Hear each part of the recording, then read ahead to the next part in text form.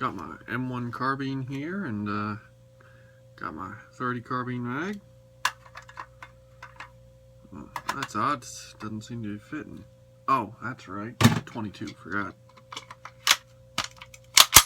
Alright, so today I'm going to talk about my 1022. This is my personal 1022 that was one of the first guns I bought, and what I've done to it. I'm not going to talk too much about the actual receiver and the actual gun itself, because obviously there's about 1 billion reviews on YouTube of testing the 1022, and everybody can pretty much agree that it's, you know, the best of the best when it comes to 22 semi-automatic rifles.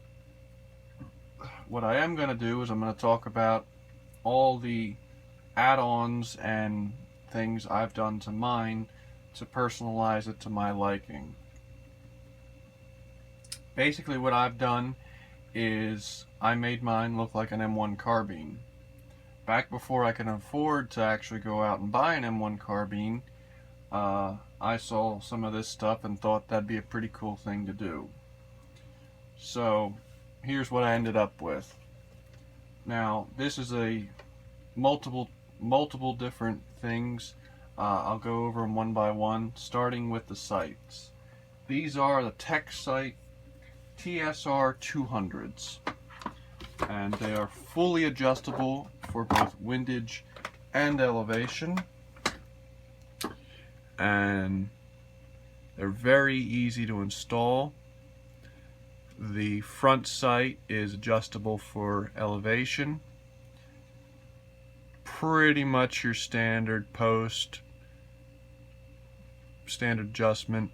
To install it, you just knock out the front post little bead and slide this in, and then you tighten it with a screw. So very easy. The rear sight is actually even easier. Actually it attaches via the scope mount, so it just goes on there, and it's also protected, and it is fully adjustable for windage and elevation. Very precise, very accurate sights. At 100 yards you can sit there and, you know, hit something the size of a quarter with ease if your eyes are good enough. So the only downside I could probably say to these sights is they're not cheap. They're about $70 for the set, and while they're definitely worth it, you know, I mean, let's face it, a 1022 is a $200 gun, or at least it was when I bought mine, and putting $70 sights on a $200 gun, you know, you're definitely investing some money into it.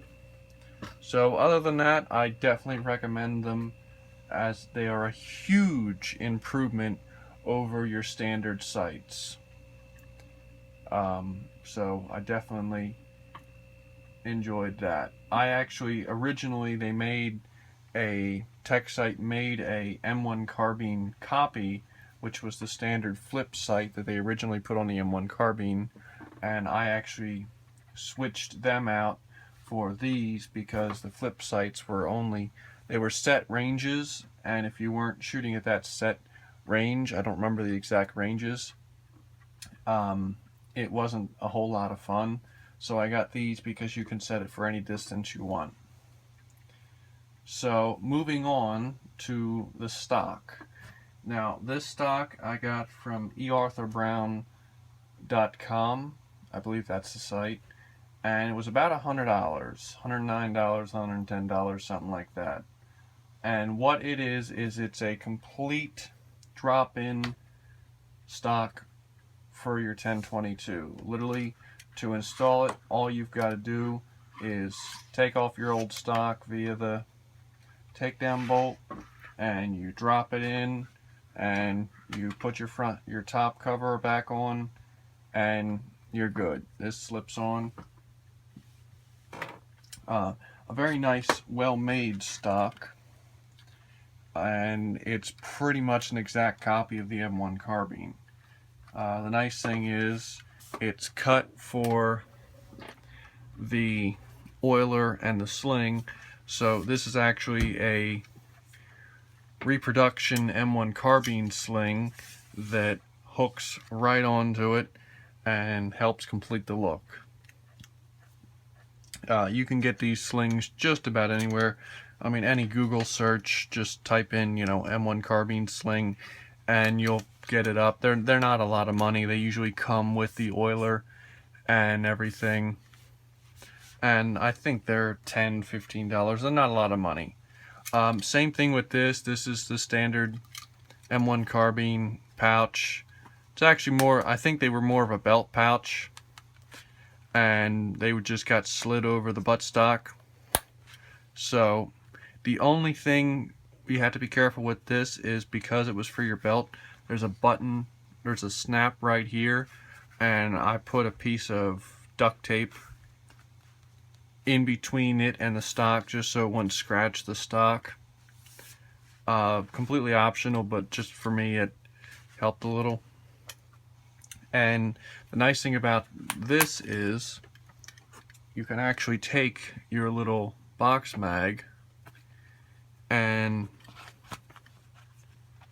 they slide in to, if I can get it in there, they slide in, or they did slide in, they slide into the mag pouch.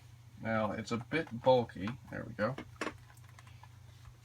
yeah, see, they slide into the mag pouch and then you can have it closed like that. But I mean, it's a bit bulky because obviously a 1022 mag is a box mag and it's big and bulky, where the slim carbine mags are what they're meant for, fits in perfectly. But if you want to play around at the range, it's a neat little add-on. Once again, the only downside probably to the stock is, while proportion wise it's very well done, the finish on mine in particular, I noticed it does wear quite easily. Here it rubbed off from the sling, and here, a few little places really wore down from the mag being inserted about 1 billion times, so can't really fault that too much. And just general wear on the charging handle. Like I said, it's not a huge thing. I mean, I could either touch it up or I could just probably refinish it quite easily with a better finish.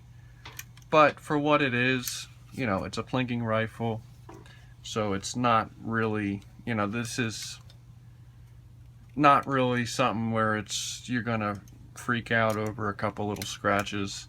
Kind of adds character to it, I guess. But there it is. That's my custom 1022.